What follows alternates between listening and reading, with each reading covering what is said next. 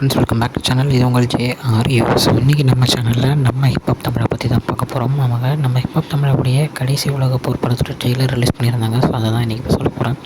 So trailer பார்த்தாலே தெரியுது, சில டேரக்டர்ஸ் இருப்பாங்க. ஸோ இந்த மாதிரி ட்ரீம் ப்ராஜெக்ட்னா இதான்ப்பா அப்படின்னு. ஸோ அந்த மாதிரி எனக்கு தோணுதுங்க, நம்ம ஹிப்ஹாப் தமிழோட ட்ரீம் ப்ராஜெக்டாக இது இருக்கும் அப்படின்னு. ஏன்னா அந்த மாதிரியான ஒரு டைரெக்ஷனை கொடுக்க போகிறாரு அப்படின்னு நான் கன்ஃபார்ம் சொல்லுவேன். ஏன்னா அப்படி ஒரு ட்ரெய்லர்லேயே எல்லாத்தையும் சூப்பராக கொண்டு வந்திருக்காங்க.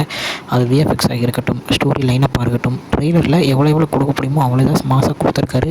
ஹிப்ஹாப் தமிழாக பண்ணியிருக்காரு அப்படின்னு சொன்னால் எவனுமே நம்ப மாட்டான். ஏன்னா அந்த மாதிரியான ஒரு படத்தை ஹிப்ஹாப் தமிழாக கொடுக்க போகிறாரு. ட்ரெய்லர்லேயே அதை பற்றி காமிச்சிருக்காரு. ஸோ ஒரு ஆர்மி ஃபைட்ஸ் இருக்குது.